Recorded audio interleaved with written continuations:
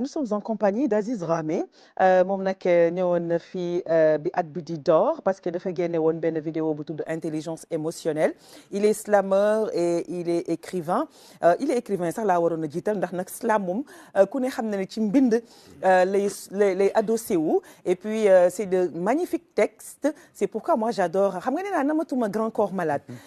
J'étais bluffée par Grand Corps Malade auparavant mais maintenant au Sénégal à ma foi alors Aziz xaaral ma bàyyi la nga wax balaa may wax ji yëpp ba mu jeex Aziz bonjour. Bonjour Aïni. Comment vas-tu? Je vais très bien alhamdulillah. yow on se tutoie yow moom sama rakk nga. asa loolu am na.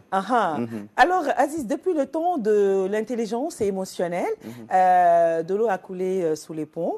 Léegi nag ñu ngi préparé foire du livre. ñu ngi préparé tey nii la sa benn vidéo di génn. Effectivement mais nee nga vidéo bi amul tur. mais déggal ma slamerie li ñu wax. ak bindkat yi. un slam sans titre. sans titre boo xamante ne nag cette fois-ci en wolof la. waaw ndax yaakaar naa la dernière fois bu ñu mujjee ci plateau bi ki ñu ko bokkaloon bokkoon na ci ñi nga xamante ne dañuy préconiser à ce que ñu valoriser la langue nationale. Donc je crois que loolu bokk na ci li ñu gën a inspiré. à ce que effectivement non c'était un réalisateur de film je crois bien. Ah oui très bien. Effectivement oui, Tidiane, je pense. Voilà oui. très bien oui. Ils font partie de ces gens-là qui nous inspirent. Alors cela nous a inspiré à écrire un texte en wolof. boo xamante ni xam naa dañ ko maye ci kanam bu yéeme. incha allah taala. mais lan mooy thématique bi parce que quand vous écrivez. en général yéen. quand je dis vous mooy yéen slamerie. parfois c'est des thèmes. vous da ngeen di basé aussi ay thèmes pour. dëgg la en général man sax dama bokk ci écrivain yi nga xamante ne wala bokk ci slamerie yi nga xamante dañuy accès wu carrément sur des thèmes. mais cette fois-ci nag ci ndaw laa ko orienté. pourquoi ci ndaw très bien parce que dañoo seetlu ne sunu réew gis nañ ni ndaw ñi bu ñu tolloo ci buntu àdduna en général day bëri ay obstacles yoo xam day freiner seen avancement. ñu analyser nag lu mu war a doon. ñu gis ne nag nous avons nos réalités. Il y a des gens yoo xam ne dañuy jug nekk ci yoon mais lenn góor sax duñ ko xam. te amaan na la leen góor quelquefois day nekk ci seen entourage. Donc en grand part bon je crois que on a parlé des maraboutages yi nga xamante ne ñoom ñooy freiner yenn ndaw ñi et c'est des choses qui existent. On a parlé des jeunes yi nga xamante ne dañuy tayal c'est des oisifs yi nga xamante ne ils ne font aucun effort pour avancer. On a parlé de ça dans ce slam. Il y a plein de points, plein d'éléments, plein d'arguments qui font que j'ai choisi de ne pas intituler ce slam avec un titre. Très bien. Alors ñu fàttali juste donc le livre que tu avais sorti yàggul Fruit de mes nuits blanches. Je pense que tu l'as comme ça entre les mains. Effectivement, voilà oui. le mettre à l'écran comme ça voilà nit yi gis ko le Fruit de mes nuits blanches. ñu fàttali juste date sortie bi publié en mars 2023. Voilà et puis ñu fàttali toute histoire livre bi. waaw c'est quoi livre bi bon c'est un recueil de poèmes. oui bi nga xamante ni dafa am ñetti parties yu mu am. oui pàcc bi njëkk pàcc la boo xamante ni day évoquer des poésies qui sont carrément engagées qui luttent contre les injustices sociales. Alors quand on parle d'injustice sociale on ne fait pas allusion uniquement aux problèmes que nous retrouvons dans notre pays mais nous sommes allés plus loin. Parler du réchauffement climatique c'est parler d'un problème qui concerne aujourd'hui le monde dans sa globalité. L'urgence climatique interpelle effectivement, tout le monde. Voilà. Effectivement tout le monde. On a parlé de l'Afrique et des défis auxquels l'Afrique doit faire face à travers de la poésie. Là, c'était le premier point. On a même parlé du Sénégal et consorts. Le second point est un point carrément spirituel qui retrace le parcours ou bien les parcours de nos guides religieux, notamment Cheikh Ahmadou Bamba, Seydi El Hadji Malick Sy, Serigne Babacar Sy, qui est mon guide favori. Alors, je suis de Tivaouane, donc on a parlé de nos confréries, de nos tariqa à travers cette partie-là. Et la dernière partie était une partie purement sentimentale, émotionnelle, carrément lyrique, qui met en lumière la poésie de Molière, la poésie justement de Victor Hugo. Donc j'évoque ces noms pour juste montrer que les poésies qui sont évoquées dans cette partie-là renvoient justement au truc sentimental. Très bien alors tout de suite donc pour fàttali nit yi ce vidéo bi intelligence émotionnelle juste un extrait avec la complicité de la régie. Un ami avec qui je partage de divins liens me réveille à travers un appel fortement émotionnel. Ce fut le décès de sa bien-aimée mère, celle avec qui il a partagé diverses joies sur terre. Hélas, la vie l'obligea alors à nager dans une rivière si amère. Tristesse, peur et un degré de colère sentiment qui animait ma petite atmosphère. Vous ne me demanderez pas le pourquoi du fait de cette évidence, mais que j'ai réussi à m'y extirper. Ce n'était pas une chance. La mort surprend, blesse, c'est la douleur à outrance, terrible et traumatisante, une épreuve, point de vengeance. Hier fut moi, aujourd'hui quelqu'un, mais demain pourra être elle, juste un rappel, et que peu importe le cas, développons l'intelligence émotionnelle.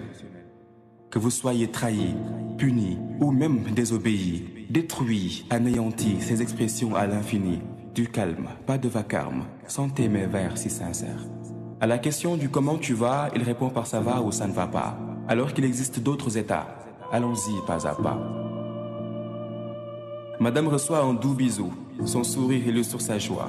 Monsieur reconnaissant vêtu d'un beau boubou, sous sa symbolique nette, des louanges à Allah.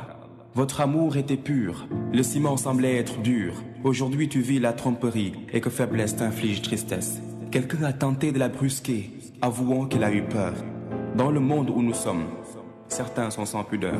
La question du racisme me dégoûte, c'est opposé à mes valeurs. Si ta générosité lui sème un doute, c'est parce qu'il est inférieur. Surprise, surprenante, elle m'exploite et je suis en colère. Pour ta vie chatoyante, des soldats sont tombés à terre. Le cœur a ses raisons, comme affirme Blaise Pascal. Pour décoder l'émotion chez l'autre, observe son expression faciale. L'intelligence émotionnelle est un sujet hyper complexe. Alors, l'intelligence émotionnelle est un sujet hyper complexe, mais on ne va pas finir l'émission en français. Alors, dañuy waxe lan ngay wax ci vidéo bi. Effectivement, donc yaakaar naa ni thème bi intelligence émotionnelle thème la boo xamante ne néew na li ñu koy dégg ci suñu société. Bon, à part ñi nga xamante ne ñoom ñooy jàngale li nga xamante ne moom moo di développement personnel ñooy ëpp lu ñu koy évoqué. Bu ñuy wax waxum intelligence émotionnelle c'est ngir ñaax nit ñi. ndax dafa am ñoo xam ne dañoo am problème ak seen ay émotions. am na ñoo xam ne boo leen laajee comment tu vas ñu jàpp nañ dañ la war a wax ça va ou bien ñu ne la ça va pas alors qu'il existe d'autres états. Je crois qu'il existe au minimum 6 états émotionnels. Qui font que parfois ñun mën nañ am benn naqar boo xam ne duñ ko mën a illustrer duñ mën a wax ne lii moo ñuy metti. On peut avoir quelque chose qui nous tarote l'esprit, quelque chose qui nous pique le cœur. Boo ñu laajee qu'est-ce qui se passe, on a du mal à l'expliquer. Léegi à travers l'intelligence émotionnelle, on a montré des mécanismes yoo xamante ne doomu aadama bi amaat na xëy na bu koy bàyyi xel dina mën di contrôler ay émotions. Et l'intelligence émotionnelle parallèlement, c'est la capacité de reconnaître ses émotions et de décoder l'émotion chez l'autre. C'est-à-dire quand je te fais face ma xool gis na ay ni bi kat actuellement mi ngi ànd ak mbégte, ce qui fera que damay am peut-être justement l'envie de partager cette joie-là avec elle. Mais tey ji bu ma xoolee benn nit mu tëjal ma kanamam xam naa kii fan laa ko war a féete. Donc yooyu yëpp ce sont des aléas émotionnels qui nous renseignent sur la manière dont on doit se comporter pour un développement personnel. Alors lan mooy actualité bi nga xamante ni tey nag bëgg nga ñu waxtaan si sur le livre. Waaw yàlla def na après le livre Fruits de mes nuits blanches. On avait la chance d'être nommé le directeur du premier salon international du livre de jeunesse et pour enfants au Sénégal. Yàlla defal nag à travers justement cette structure Dakar Livre ñu organisé woon la première édition de ce premier salon-là. Yaakaar naa ni daaw lors de notre première venue ici à la RTS, c'était pour parler de ce salon. Alors aujourd'hui on voulait vous faire le bilan, qui est un bilan vraiment très positif. Le salon a eu un franc succès du 15 au 18 novembre passé au Centre culturel Blaise Senghor. Force est d'admettre qu'on avait plus de 14 pays invités, 3500 visiteurs en tout. Voilà ce que nous renseigne notre équipe chargée des statistiques. Et cela après juste 4 jours de salon. De salon. Mais ren xam nga je pense que c'est un bilan positif. Bu ñu ko résumer rek parce que duñ ci mën a dugg entièrement parce que waxtaanee woon nañ ko daaw.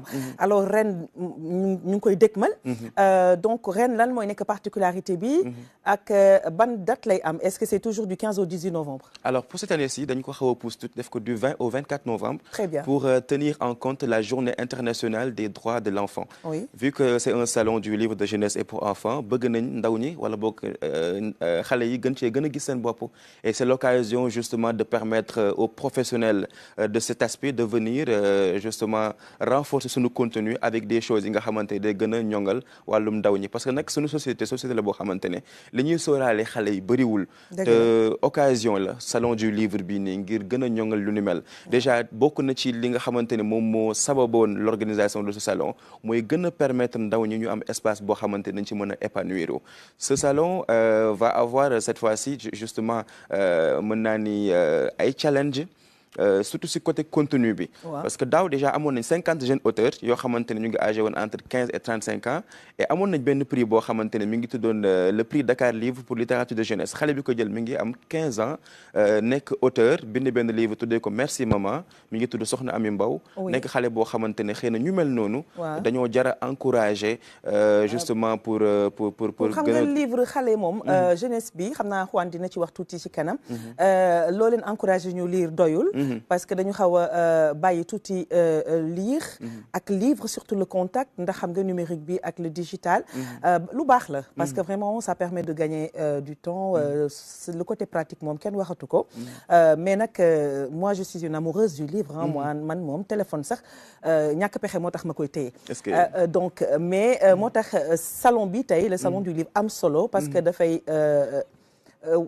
dafay tax xale yi gën a xam njëriñu livre ak lan la leen livre mën a apporter ci seen existence surtout waaw déjà li nga xamante ne moo koy firndeel mooy que à travers sunu activités yu ñu amoon daaw amoon na ay concours de dictée ay concours yoo xamante ne ay concours d'écriture la te xale yi nga xam ne ñoom ñoo koy jël boo demee seen classe da ngay gis ne ñoom ñoo nekk les meilleurs élèves après chaque évaluation après chaque composition ñoom ñooy jël les premiers rangs donc loolu day renseigner kitam mooy li nga wax léegi rek lecture dafa nekk mbir bu am solo day ça nourrit l'esprit te déjà loolu mooy sunu slogan la lecture nourrit l'esprit alors pour nourrir l'esprit donc il faut passer par le salon Dakar Livre et force est d'admettre que ñun ñooy l'unique structure boo xamante ne ñun ñooy organiser salon du livre de jeunesse et pour enfants au Sénégal.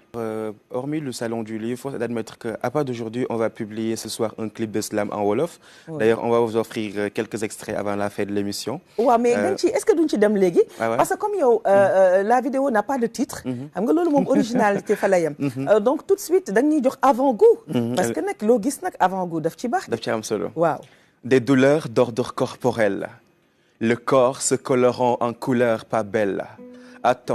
Attentat, attention, il y atteint mystiquement. Ça pique des piqûres piquant à l'invisible et on se met des piments. Goûte son corps, ay onk yu metti la tàmbalee njaayam bi jël ay tànku lambalee lañ ko defa ngi ci biir soplee yàkkamti jëlam ngir mën koo mbalee ci bërëbu liggéeyu kaay wa la njëkk a jaaxlee ndax doxalinam wu yemoo ak nit kuy tappalee lam doon am fa la ko doon tàqalee wante tey moog njaatigéem lañ mujj a tàqalee ma yërëm kuñ fi bëgg a jëlee ma ñeewantal ki njàkkam tee jullee ay guddee ngi nii ci tey ne la watul daan na dandoole ko korkoraat doxatul daan na faji soxlaam wante mën a tul yaay noonu na ko doom ëttul mën a ko déet coow la tul ngir fay dëkkuwaay wa jéem na jéem matul da daan noos léegi fi muy tëdd sax baaxul bopp bay métti yaram bi di diis bëgg a jëm kanam wante lum yéen mu diis nekk góor piir taxoon ko doon numéro 10 tey ñàkk na ko ndax ay nit yu siis ay nit yu yees mel na ñu mës a naan kiis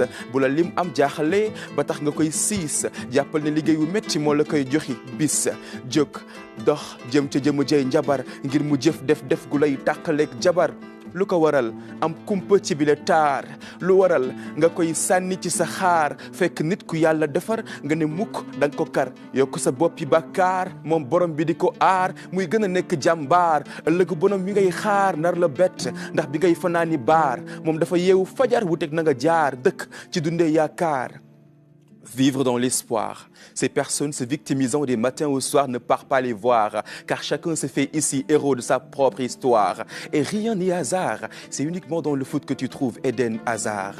Mbaa gis nga, mbaa teg nga ko bët, mbaa làmb nga ko daj, mbaa dañ la ko laaj, mbaa du loo sàcc déet, mbaa du loo kàcc, balaa làmmiñ sañ a wax na fekk xel xam lu xeltu, fen moom may tul tooñ itam baaxul, nopp yuy dégg taxuta am dégg-dégg, gët yuy gis taxuta baax le gis-gis, lëngoo neex na lool wante ko bàyyi mu dama ki mbagam, ñi dund na tuuti mag rawi magam, yàllaay séddale di maye xam-xam, kon baaxal te bañ a xooli am-am, mbaa danga koo làmb daj, mbaa danga koo xool gis.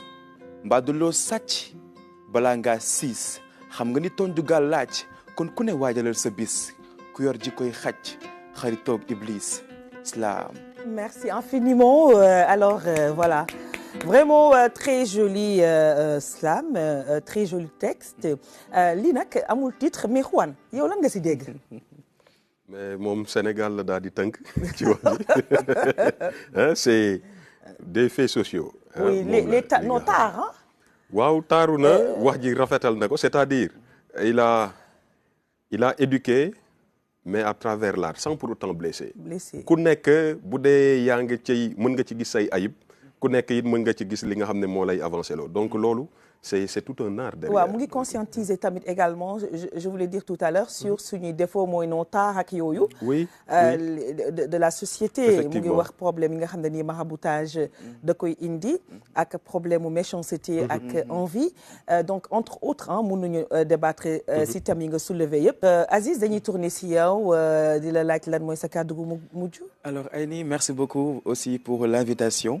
yaakaar naa ne c'est toujours un plaisir d'être passé ici ay njëriñ kese la ñuy jural di remercier monsieur aussi ci intervention yu am solo yi di remercier ñëpp ñi nga xamante ne ils ont pris le soin de nous écouter di ñaax aussi suñu autorités culturelles yi ne leen nag Sénégal kat li mu am mooy culture am boo demee bitim réew nga ne Sénégal on te dit le pays de la teranga quand on parle de teranga on fait allusion à notre culture chaque pays chaque phalanstère chaque société culture am la ko nit ñi di ràññeewee nañ gën a may doole suñu culture et pour permettre à suñu culture mu am doole il faut permettre justement aux acteurs culturels d'avoir de la force qu'ils nous soutiennent qu'ils financent grandement nos projets parce que nous avons vraiment des choses yi nga xamante ne tey jii mën na jëriñ àdduna bi yëpp à part ça di wax ne ñu ngi leen dox di dig daje très bientôt en mois de novembre pour la 2e édition du Salon international du livre de jeunesse et pour enfants dont je suis le directeur ce sera très bientôt inchallah di leen jaajëfal bu baax a baax. waaw xam naa bu salon boobu jotee au mois de novembre dinañ fi indi suñu caméra comme ça ñu jël si ay images.